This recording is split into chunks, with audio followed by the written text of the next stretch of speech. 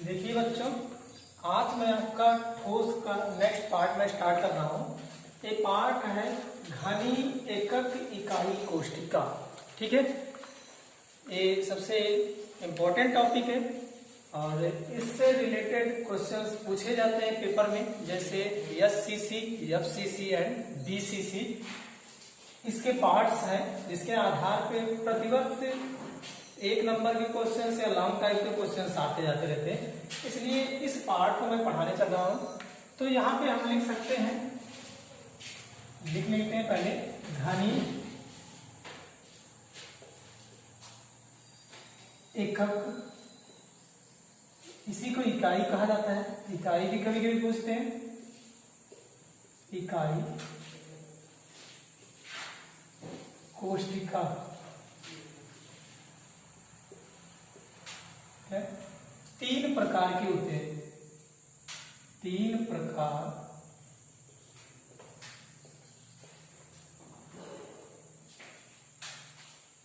के होते हैं।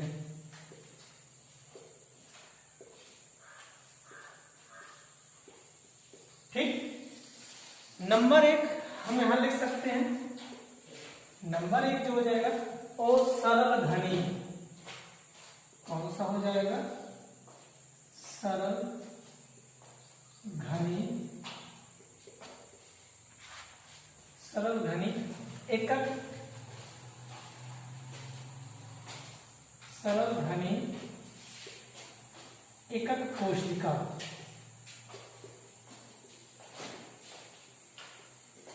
ठीक, जिसे कहते हैं एससीसी, इसको कहते हैं सिंपल क्यूबिक सेलाफ यूनिट। ठीक, दूसरा आपका हो जाएगा, दूसरा जो पॉइंट है वो तुम्हारा हो जाएगा काय केंद्रित एकक कोष्ठिका।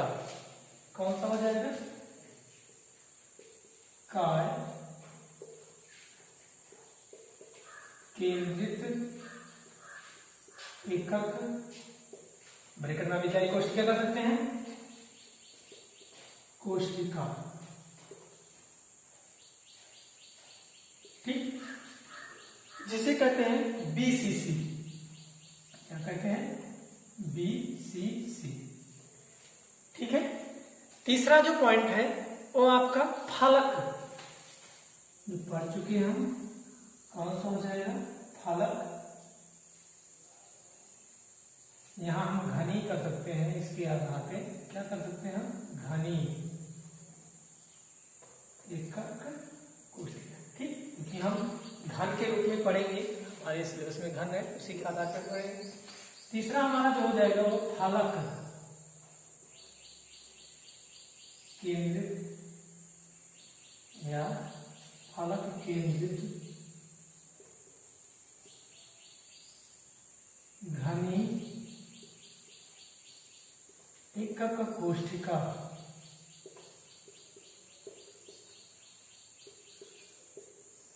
जिसे कहते हैं क्या? एफसीसी। ये तीनों पार्ट को हम कवर करेंगे इसमें। तो पहले हम सबसे, इसके बाद हम चलते हैं जो है नंबर एक चलेंगे हम, सरल घनी एकक कोष्ठिका। ठीक है, क्या चलेंगे हम? सरल घनी एकक कोष्ठिका चलेंगे। नंबर एक यहां पे लिखते हैं सरल घनी एकक कोष्ठिका।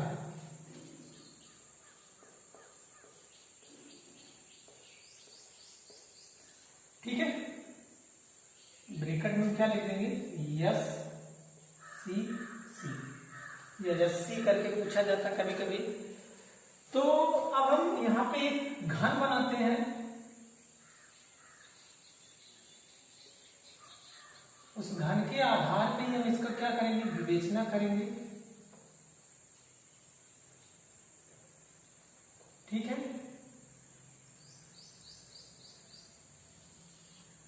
ये घन है हमारा। टॉपिक टू टॉपिक चलेंगे, जहां जिससे हम हमारे लिए कोई दिक्कत ना हो।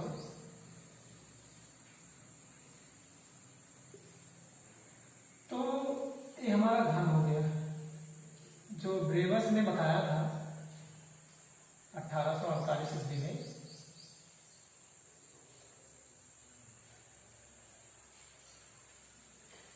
देखिए मैंने बताया था कि सरल जो होता है, सरल घनी एकक कोशिका होती है, उसमें जो उपस्थित होते हैं अवयवी कण कहाँ होते हैं? कॉर्नर पर, कोनों पर। देखिए कोनों पर उपस्थित है। कहाँ उपस्थित है? कोनों पर। ये हमारे क्या है? अवयवी कण या परमाणु या आयन। ठीक, ये हमारा कहाँ पर उपस्थित है? कोनों पर। तो आगे हम इसका परिभाषा लिखेंगे कि वह क्रिस्टलीय ठोस, वह घनी क्रिस्टलीय ठोस, वह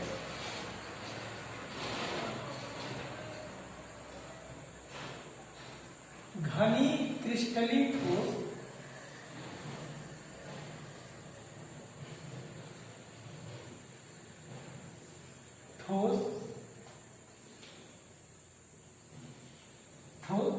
जिसके अवयवी कण क्या हो जाएगा?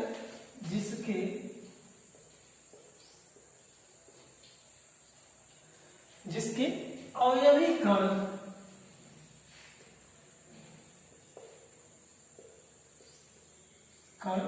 घन के कोनों पर उपस्थित होते हैं। कहां पर उपस्थित होते हैं? घन के कोनों पर उपस्थित होते हैं।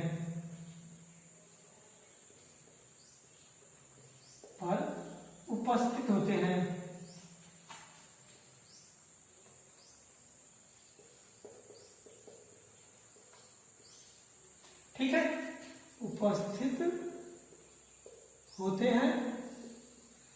उसे सरल घनी एकक कोशिका कहते हैं। उसे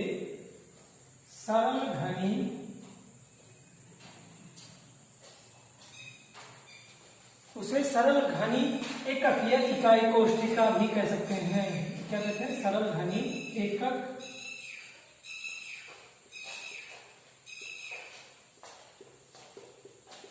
कोशिका कहते हैं। ठीक है, यहां तक हमारा कंफर्म हो गया। हम देखिए अगर इस तरह से हमें स्ट्रक्चर मिल रहा है तो कैसा हो जाएगा? वो हो जाएगा हमारा सरल घनी एकक कोशिका। तो इसके आगे थोड़ा सा हम जो इसके पॉइंट्स हैं, व्यू हैं, उसके बारे में हम जान लेते हैं, क्योंकि हम जिस टॉपिक को उठाएंगे उस टॉपिक को पूरी तरह से क्लियर करके फिर आगे की तरफ बढ़ते चलेंगे, जिसके कोई परेशानी ना हो आगे चल के। ठीक है, तो अब देखिए ये हमारा क्या है? ये जो दिया गया सरल घनी है। ठीक है, तो यहां पे लिख सकते हैं, इसके निम्न तथ्य हैं, मतलब पॉइंट जिसको कहते हैं निम्न तथ्य हैं। ठीक है, नंबर 1 हमारा हो जाएगा जालक बिंदु।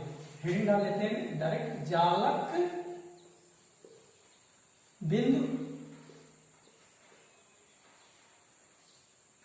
ठीक, अब जो जालक बिंदु है, तो मैं कल ही बताया था कि जालक बिंदु जब क्रिस्टल के जालक में अवयवी कण जिस स्थान पर उपस्थित होते हैं उसी को हम क्या कहते हैं? जालक बिंदु कहते हैं। तो यहां देखिए जो क्रिस्टल जालक है, अवयवी कण हमारा कहां उपस्थित है? यहां पर उपस्थित है। ठीक, तो यहां पे जब उपस्थित है इसका मतलब क्या हो जाएगा? हम जालक बिंदु कहां पे हो जाएगा? कोनों पर। कहां पर लिख देंगे हम? कोनों पर। एक पॉइंट हो गया। दूसरा पॉइंट हमारा हो जाएगा, दूसरा पॉइंट क्या हो जाएगा? क्रिस्टल में उपस्थित प्रभावी परमाणुओं की संख्या। ठीक, दूसरा भी हमारा हो जाएगा, क्या हो जाएगा? एकक कोशिका में, एकक कोशिका, यहां हम लिख सकते हैं डायरेक्ट प्रभावी परमाणुओं की संख्या।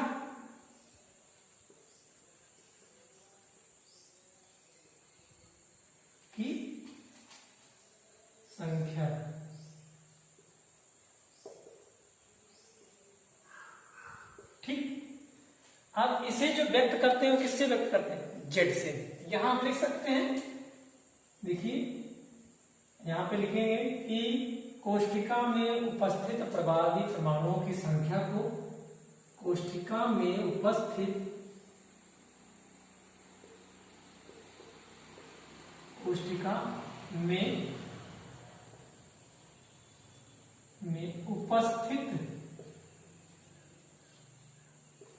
उपस्थित प्रभावी परमाणुओं की संख्या, प्रभावी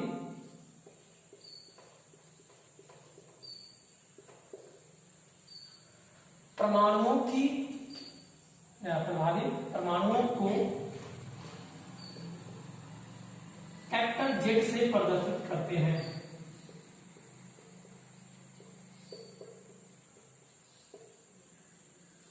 ठीक है,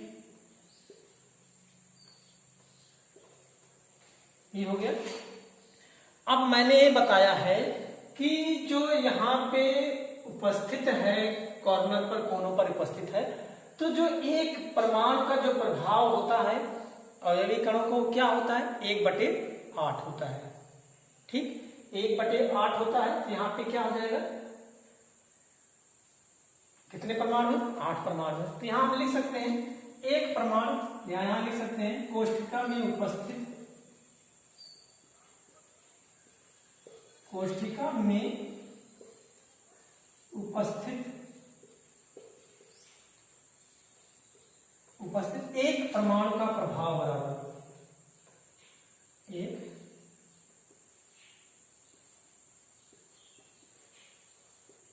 यहां लिख सकते हैं इकाई कोष्ठिका,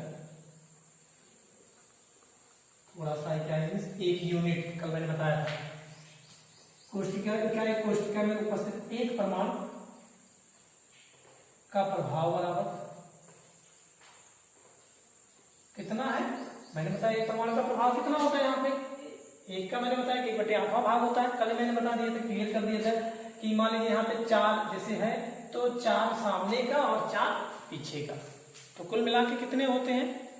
8। मैंने ये बताया था कि अगर एक कमरे पे आप देख लीजिए, आप घर में रह के इमेजिन करिए कि एक कमरे के कोने पर अगर कोई वस्तु रखा गया है, कोई रखा गया है, तो उस कोने से जितने कमरे टच में रहेंगे तो वो उतना ही होगा। जैसे आप कमरे में खड़े हो जाइए एक घर में, अब देखिए तो एक रख देंगे तो 4 तो नीचे के उसके टच में रहेंगे, 4 कमरे उसके नीचे टच में रहेंगे और 4 ही कमरे कहाँ रहेंगे? ऊपर रहेंगे। तो मतलब कुल कितने रहेंगे? 8 कमरे क्या होते हैं? टच में होते हैं। आप कमरे में आप खड़े हो जाइए और वहां से इमेजिन करिए तो आपको कंफर्म हो जाएगा कि कैसे ये होता है। तो जाहिर सी बात है कि जब उसी गोले पे 8 कमरे का प्रभाव है तो जाहिर सी बात है 8वां भाग ही एक कमरे में पड़ेगा, 1/8वां भाग ही पड़ेगा। तो ऐसी दशा में यहाँ पे क्या हो जाएगा? 1/8। ठीक, यहां तक कंफर्म हो गया। अब अगर एक कमरे में 1/8 है तो जाहिर सी बात है कि वहां पे कितने कॉर्नर है? और एक 8 है, तो 8 के लिए कितना होगा ये जानते हैं।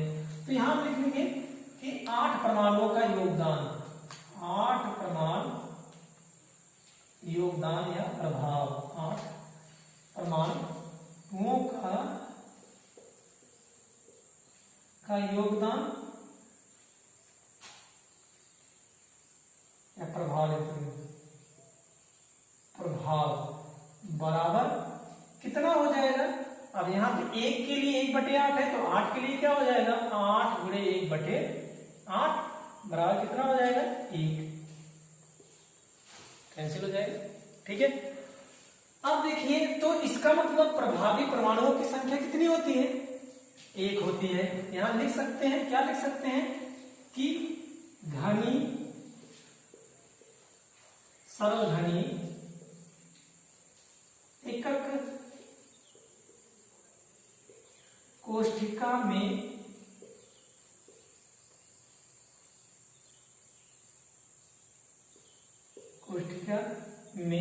उपस्थित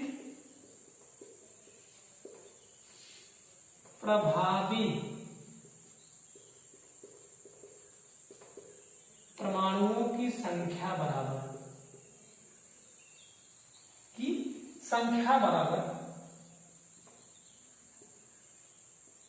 अभी मैंने क्या बताया, जेड से प्रदर्शित करते हैं, तो क्या लिख देंगे यहाँ, जेड बराबर क्या हो जाएगा 1। पेपर में पूछा जाता है कि एससीसी में उपस्थित प्रभावी परमाणुओं की संख्या, एफसीसी में उपस्थित प्रभावी परमाणुओं की संख्या और बीसीसी में। एक पॉइंट हमारा क्या हो गया। नेक्स्ट पॉइंट चलते हैं हम, तीसरा पॉइंट चलते हैं कि